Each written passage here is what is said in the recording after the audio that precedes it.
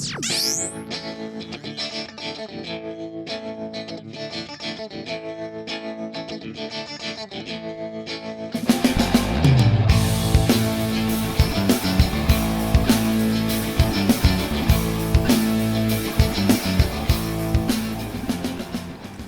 chips.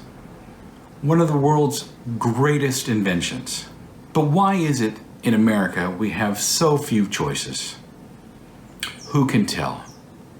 Perhaps I can shed some light on the subject. Because, behold, this is the bounty of chippies, as they're called here in New Zealand, that awaits you. Nobody knows exactly for sure when the plans deviated. But at some point in time, the United States and New Zealand went their separate ways in chip technology. I believe it had to do with the space race. The United States, consumed with the idea that we must get to space first, and with fear that the Russians may beat us to it, put all of their efforts, all of their money and technology into the space race.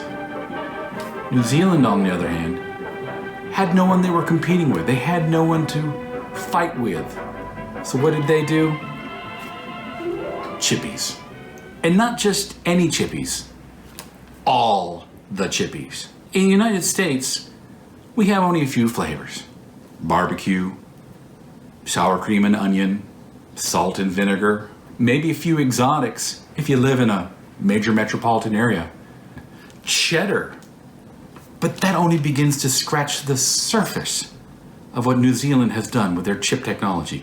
Behold, prawn cocktail, margarita pizza, crispy bacon, cheese and onion, slow-cooked lamb and red wine, roasted garlic aioli, wood-fired barbecue, Greek tzatziki, Thai sweet chili, cheddar and red onion, potato and gravy, American barbecue ribs, herb and spice, sticky ribs, Thai red curry, honey soy chicken, garden medley, wasabi mayonnaise, barbecue meat lovers pizza, beef burger on one side and special sauce on the other, maple bacon, power fritters and lemon, sweet chili and sour cream, hot wings on one side and ranch on the other.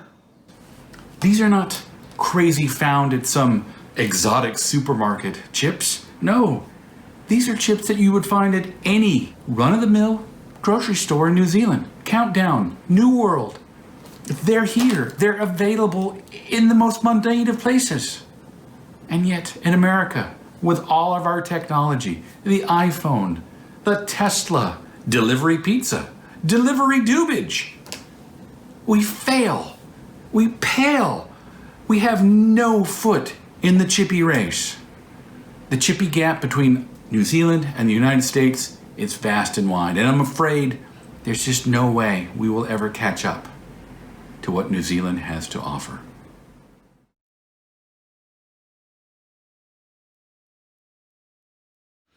Hey there! So tonight we're going to try slow-cooked lamb and red wine. We've got some cheese and other stuff we're going to munch with it.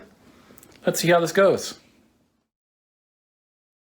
So we just had some of the slow-roasted lamb and red wine chips. Really good.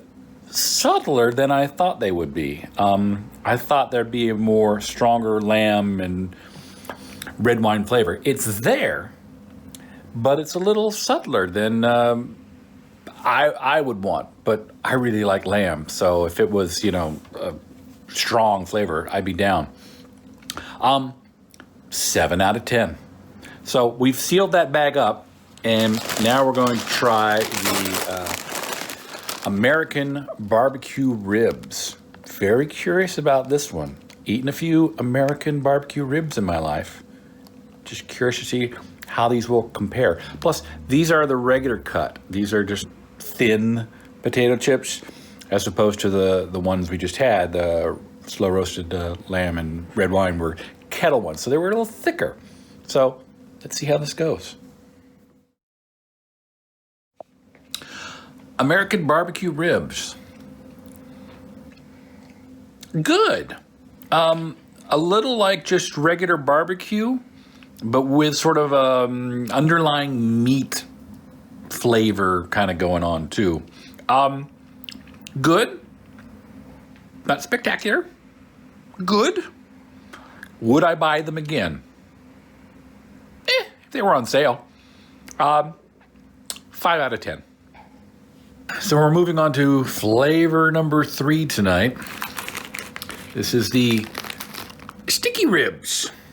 This is a local brand. Evidently, Rebecca says this is the best flavor there is. So let's give it a shot. After the American barbecue ribs, I'm looking for something a little more. So let's give it a shot. So that was the sweet sticky ribs. Good. Imagine you got like one of those old goofy Polynesian poo-poo platter kind of things. And you know the little riblets that come on there that are like bright red? That's kind of what they taste like, except not that forward a flavor. I like them. The flavor doesn't last, though. By the time you're done with the chip, the flavor's kind of gone and you're back to just sort of potato flavor. So Rebecca and I are a little split on this. I say it's a 7. She says it's an 8. Who knows? Still good. Would I buy them again? Oh, yeah. Really what they need is they need a dip. They need a little dip going on, and then I think they would be awesome. Plus, they were thick and wriggly cut. You're probably wondering, you've eaten 3 things of chips, Christopher. What are you doing? Well, what we have is one of these little buggers. This is a little bag sealer. It runs on batteries. You clip it on, you push it, and you seals the bag up. And we're not eating one whole bag and then moving on to another whole bag. We're just eating some and then sealing them back up because we have the technology to do this. It's New Zealand. Although you can get these probably in the States as well. Anyway, so I think our last one we're going to go with tonight is the Thai red curry. We're leaving the meat world behind and we're going on to something a bit more adventuresome. I'm expecting good things from these. There is a Thai red curry flavor you can get in the States. We've had them on some other chips and stuff. So I'm really curious to see, how does it compare? Let's find out. So I've just had one chip and I'm already going to make my verdict. 9 out of 10. These are great. Imagine a good Thai red curry. That's what this is. It's got a lot of flavor, a hint of heat, not a lot, but I've only had one. By the time I get through eating several more, it's going to have that little heat level that you would get with a good Thai curry. I'm almost getting like the coconut milk underneath. It's really kind of freaky. It's imagine you somehow distilled down a Thai red curry into a potato chip. It's really good. By the way, this brand, when I said Heartland, is the local brand. I mean, actually made here in Timaru. So not like local, the region, county, what have you. No, made here in Timaru. And they're phenomenal.